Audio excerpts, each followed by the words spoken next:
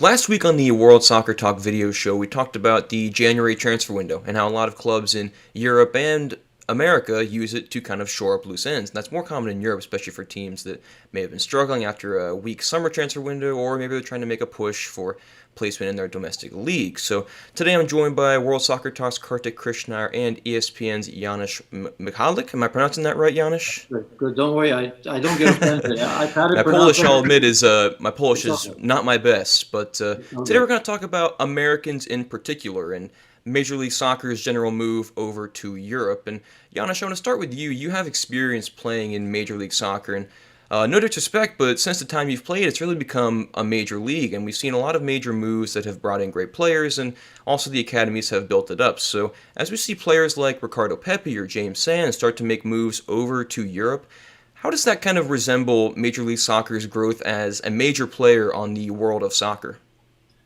Well, I think all that is happening in stages, isn't it? Right? I mean, it changes not just in Major League Soccer, but everywhere, right? I mean, at some point, clubs go for big names, and at others, they want to develop the young players, move them on. In Europe, for example, you look at, Premier League, like teams like Chelsea, where they have satellite clubs. A lot of these young players go out and play in a championship or abroad, and then they're being brought back. So I don't necessarily think that those are, I wouldn't call them trends because, when I first started, obviously you needed some big names. Even after I've retired, you still seen players come in with big names, but it just kind of, if you look at Major League Soccer, it kind of makes sense to develop these players, sell them on, because at the end of the day, it's a business, isn't it? And, I mean, I think we can all agree that, the days of bringing in a new team that immediately gives the owners, I don't know, 500,000, 600,000 million to split are over. So you have to make money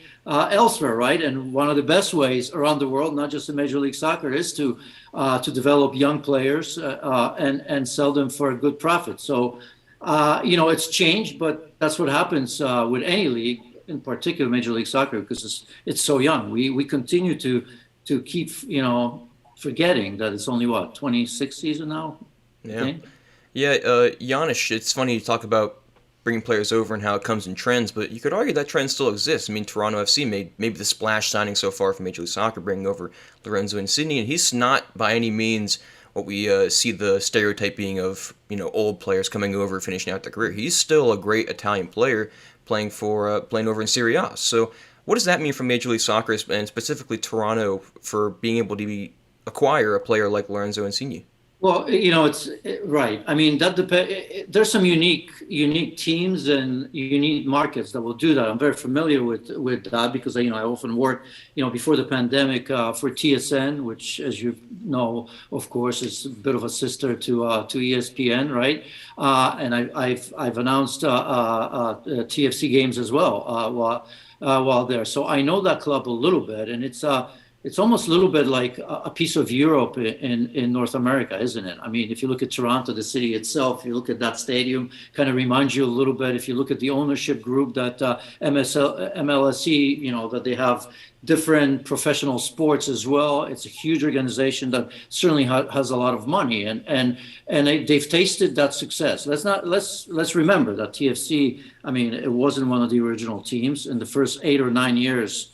My facts may be wrong, but I think it was like 8 or 9 years where they didn't even make the playoffs. And then, Jovinko and the rest of Michael Bradley and Josie Altidore, and we know what happened then, right? Finals and then winning the league as well. A bit of a collapse last season, incredible, really, when you think about it. And now with the hire of Bob and Insigne, you look at this team and they go from bottom to top or a sure playoff team, right? Just those two figures, and they're not done yet, right? But I mean, it's not necessarily that Insigne is going to do this all by himself. But if you look at the Eastern Conference, right? I mean, it wasn't very strong. They weren't tested last season because they didn't play against the Western Conference. There were some teams that were okay, maybe average. So I don't think it takes a lot necessarily to get yourself back in contention. And Insigne alone, if he's, I mean, we all seen him. And if Jovinko was such a success, you'd have to imagine that Insigne, who's pretty much similar to him, even by position, should be fine. Kartik, Janusz talked about the importance of developing players, and we see, he mentioned bringing profits in by developing these young players and then selling them over to Europe or anywhere else in the world, and that's become a pretty popular trend. But I think Lorenzo Insigne still does resemble that stereotype that I already mentioned about bringing players over. But now in Major League Soccer, it's kind of two phases. You can develop players and be successful, which you've seen, or you can have the old kind of thing to do, which is bring players over. So, how do you think Major League Soccer has developed in being able to have two possibilities? I should say at least two possibilities in being successful domestically.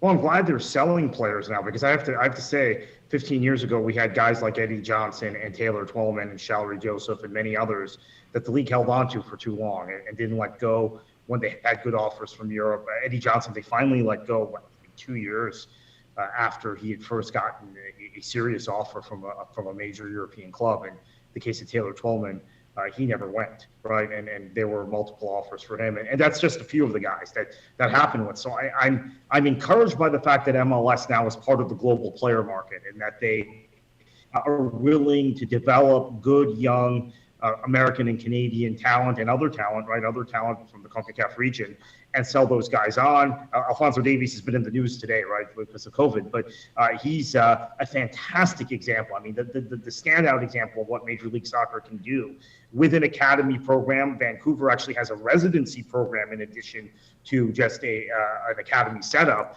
Came through that residency program, then played for the B team in USL, then played for the A team in Major League Soccer, then goes to Bayern Munich, is arguably the best left back in the world, or one of the best left backs in the world now.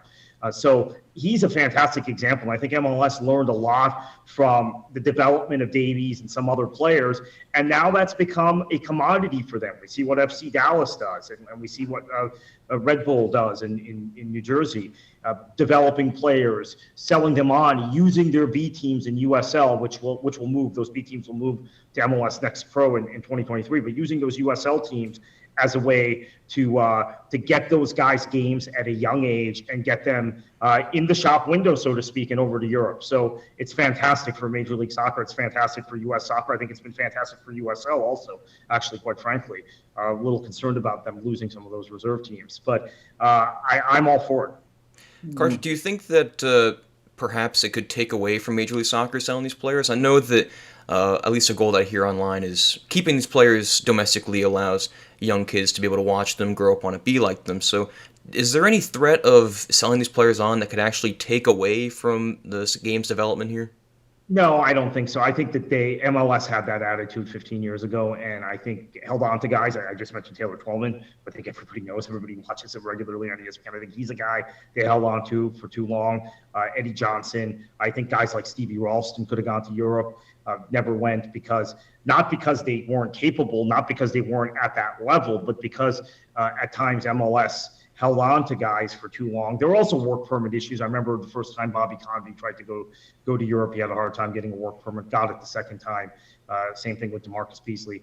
But I think it enhances the league's reputation and the eagerness of young American players to want to play in the league if they know when they sign a Jen Adidas contract in MLS, they're not going to be held on to forever. I have to say, quite frankly, one of my experiences working in the NASL, which Janusz called a number of our games actually in those days, working in the most recent incarnation of the NASL, was a lot of young players and their agents said, no, maybe we'll sign with the New York Cosmos or the Fort Lauderdale Strikers or whoever, Tampa Bay Rowdies, because we could play with you for a year and we know you're not going to hold us back, or my client back from going to Europe. So Haji Wright was a great example. Signed with the New York Cosmos, played a year with the Cosmos, and played with the B team a little bit in NPSL, got to Schalke. MLS wasn't as focused on getting their guys over. And at the time, a lot of player agents thought, you know what, my guys, I may be better off taking them directly to Europe or sending them to college, letting them go to college for a year or two, or having them sign in NASL or USL because MLS is not going to sell them when they should be sold and when they should move to a higher level or a different level. It's not necessarily a higher level, but it is a different level. Now MLS is very open to that, so I think that's great. Yeah, I think this is just the nature of development. First of all, I mean, we're here in the United States, or let's call it North America. We're sitting on a gold mine. That gold mine has always been there. This is just the beginning. I mean, it's not even, and everybody senses it. Everybody knows it. It just took MLS a little bit of time because, there was no trust in the young players. The league develops. You always worry, right? I mean, you want to show, first, it's not even showing the world, but you've got to make this league special in this environment, which is not an easy one because you're competing against everybody else, right? That distrust of throwing 17, 18 years old, are they good enough? Of course, that's going to take time. And now the trends like that anywhere, in the world anyway. You see so many 17, 18, 19-year-olds playing on some of the biggest clubs in the world. Look at just Barcelona right now. Look what's happening there. And by the way, they're going to be back in no time. The demise of Barcelona is greatly exaggerated. Now, are they going to be back to the Pepsi years where they win, 6 trophies, everything there's to be won in that fashion? Probably not. But there's only 1 or 2 clubs in the history of the world that have done it and can do that in such style. But they'll be back in terms of, competing against for La Liga and for Champions League, right? So what's happening in Major League Soccer, they finally said, and I remember it wasn't all that long ago, that they just trusted those young players and they let them play. And, unless you let them play, you don't know how much talent you have, right? I mean, take, for example, Ricardo Pepi. Let's be honest here. I mean, this kid came out of nowhere, 2 years, and look where he is right now, right? I mean, we're in the business. We know Major League Soccer. And, okay, he was in the academy. Unless you're sitting there in Dallas and know the club inside out, you don't know what he's doing in that academy. He came into the first team, didn't really play all that much right away. Started playing, next thing you know, he's being sold for $20 million. So, but that's what happens. You get this opportunity, but most importantly, people within the club and your coaches are saying, hey, I have no problem playing young kids. Results are important, but I'm not going to not play somebody because I'm worried about results. So I think that's just the nature of the beast, that as the league gets older, better, and all that good stuff. Again, this is just the beginning. I mean, I kind of laugh. I always have, maybe because I've been here and I've played at every level. I mean, I played in front of 500 people in, indoor soccer, way back when. And I was always amazed how many great players I've seen. I was looking around back then. I was going, my goodness. But there was no league for them to play outdoors. There really wasn't. So the bottom line here is that, we're just at the beginning of it. I think there's now a moment where I would hope that some of these, not just, and Kartik is right, because USL is kind of taking different directions. USL and Major League Soccer were aligned for many years. It seems now that they're going, they're growing apart, which may actually help U.S. soccer in so many ways. I think you're already seeing, and you will see more young players moving on from USL and perhaps other leagues as well. And that's good for soccer in general, unless you have a vested interest in one or the other, which, I'm speaking here on behalf of U.S. soccer. I want to see that. Where they come from, it doesn't matter, as long as they're good players, right? So yes, I think we'll see. What I want to see now is the value of those players, because I still think that we're selling these players way too cheap. Now, how much, obviously they have to prove themselves, but I think that teams from Europe in particular are looking at the United States, or North America, I should say. They're getting these players for cheap. I really do. I think, when I see these figures, 4 or 5 million people being happy 6, I know Pepe was a little bit different, but I just think that some of these players should be their initial price, because you have to start somewhere. If you continue to sell at 4, 5, 6 million, that's where you're going to be selling for, right? Because you're setting the market. So anyway. Kartik, Janusz talks. Oh, go ahead, Kartik. I'm sorry. Sorry, I was going to say real quickly on that. My line to a friend in the Vancouver organization, when he told me we sold Alphonso Davies for a record MLS fee to Bayern, I said to him, "Is it enough of a record?" Because I had that same attitude. I knew how good Davies was going to be, and I think they didn't get enough money for him, quite frankly, at this point, looking at how good he is. Kartik, on the topic of Alphonso Davies, Janusz mentioned the goldmine of players that are in North America, and he mentioned Barcelona, Serginho Dest there, over at Juventus, Weston McKennie. It used to be a one-off thing to have someone from the U.S. or Canada at a major club, but now we're seeing it happen with more consistency. How does that kind of resemble the growth of the game here in Canada over the last probably decade or so? Yeah, and last season in France, Jonathan David helps Yep. lead Lille to the title. Timmy Weah plays, who's American, plays a role in that. Jonathan David's, of course, Canadian. So that was great. League champions in France, both a Canadian and an American being a big part of that. It is a big deal. It's something that we thought was going to happen sooner. And I think some of us, including myself, got impatient about, well, we're not getting enough guys at big clubs. We're not getting enough players at recognizable brand clubs in Europe. And now the doors have been blown off that. McKinney, as you mentioned, obviously Pulisic and Serginho Dest, and on the Canadian side, Jonathan David, as I mentioned, Alphonso Davies. You've got Kyle Larin playing at a top club in Turkey. So all of this has happened relatively quickly. I mean, for years, there seemed to be a glass ceiling. We were so excited when Johnny O'Brien played for Ajax, thinking that was the limit of kind of our ambition at the time, right? That was the highest level an American player could play at. Claudio Reyna at Rangers also at a similar time period. Now we've got guys at the biggest and most marketable clubs on the planet. So it's really exciting. And in the past, we had some guys like Jonathan Spector who were at Manchester United, didn't really make it there and moved on. Now we got guys playing regularly at top clubs. It's great. Janusz, I want to wrap up with this. I think if we had this conversation 10, 15 years ago, we'd be talking about a lot of different things. So, hypothetically, could we just look 10, 15 years down the road? How many Americans or Canadians or Mexicans even do you see being major parts of these major clubs? And what does MLS and American soccer, Canadian soccer, have to do to get to a point where it's not just like 2 or 3 players a season, but rather it's just like a constant transfer of players in between major clubs? Well, I mean, those are two separate issues. I think we're going to continue seeing that, right? Because I think it's going to take, I mean, is Major League Soccer ever going to be at a level that NASL once was, right, where all the best players come here? Or are they ever going to be at a level, or should they be at that level? I don't even know if there's a need for that to become number 1 or 2 or 3, right? So I think as you see young players develop, I think they look at Major League Soccer as a platform to succeed. Now you can make money at that as well, right? I mean, when we first started, everybody was looking everywhere because, the money wasn't the same. Now you can make a pretty good living just playing Major League Soccer. But I think the players will want to test themselves against the best in the world. I think that the need or want to test yourself against, in Europe, against Barcelona, Manchester United, cities and all that is always going to be there for players, right? That's where you thrive for. And that's absolutely tremendous.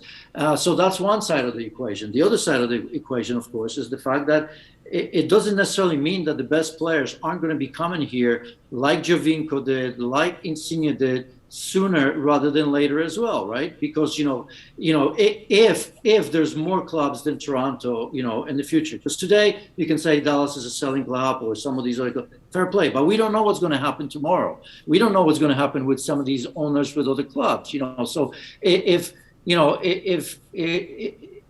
Lorenzo Insigne is coming here to, for $50 million a year, I mean, that's a lot of money. I don't know if anybody pays him. People say, well, he could have gone elsewhere. Yes, he could have gone to a big club somewhere, but I don't know if they pay him $15 million, a year for whatever. Was it 4 or 5 years at the age of 30, pretty much? So, people are looking at it and seeing good living, but, they've got to respect the league itself enough to do that. Because look, Lorenzo Insigne is no dummy, right? He understands that it's a difficult move and it's a risky move, right? Because, okay, I don't think that's going to prevent him from playing in the World Cup if Italy, makes it indeed, right? But I think he sees himself playing for Italy even past that, right? It's not just the immediate thing. And he thinks that there's enough there where we've seen, managers look across. And I think they have to respect and they have to understand that Major League Soccer is a player. Is it a major player in all of it? No, but it's no longer the Major League Soccer that I was the original in 1996 or even 2000. So that's changing. I think people see the value of coming over here, and I think you're going to see more of that. So you can see young players going to Europe and older players coming back. But when we say older, this is not the 35, 36, 37-year-olds. This is going to be the likes of Insigne maybe coming over and seeing that it's been a great experience for them. They see the level of the league. It's okay, right? It's still pretty good. And So two different issues, I think. I hope I answered that right. Yeah. Kartik, anything else you want to touch on to what Janusz just said?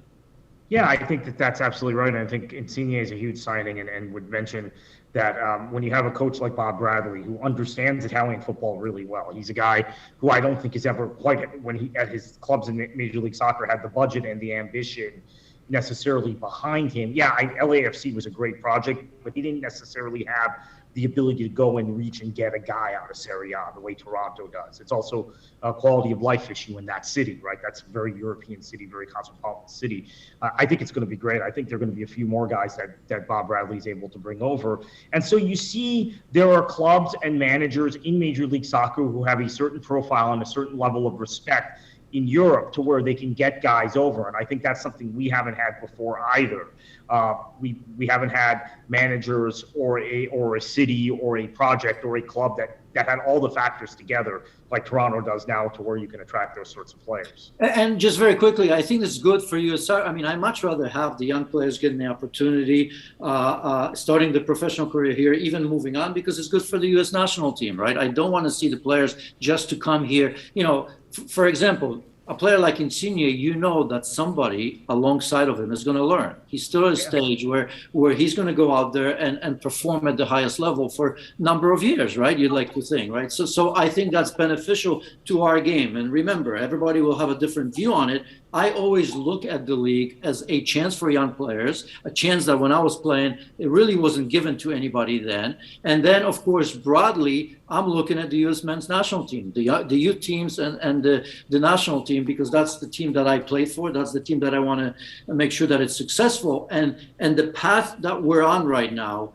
I think it's very good for that. And we're seeing that, right? We saw that over the summer where we're playing, B, C teams that can compete, in our region. We saw what happened in the Gold Cup and the, Nations League and all of that. And then all of a sudden, we still beat Mexico in the World Cup qualifying as well, with a team that if you show me that team sort of with my mentality 5, 7, 10 years ago, I'm going, come on. How are we going to do it? And yet we've done it. I mean, I think we forget that. A lot of big names missing. Imagine in my time, or even 10 years ago, if you'd have 2 or 3 key big name players not available. We'd lose the next game before we even started.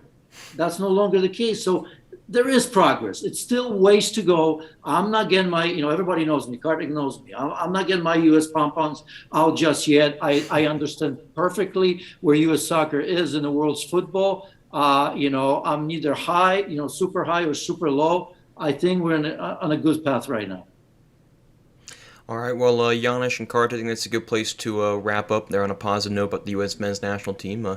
Janusz and Kartik, I want to thank you for coming on, and hopefully it didn't take too long there, and hope you guys have a great rest of your day and a great weekend ahead of you watching your soccer. Thank you, guys. I appreciate it. Thank you.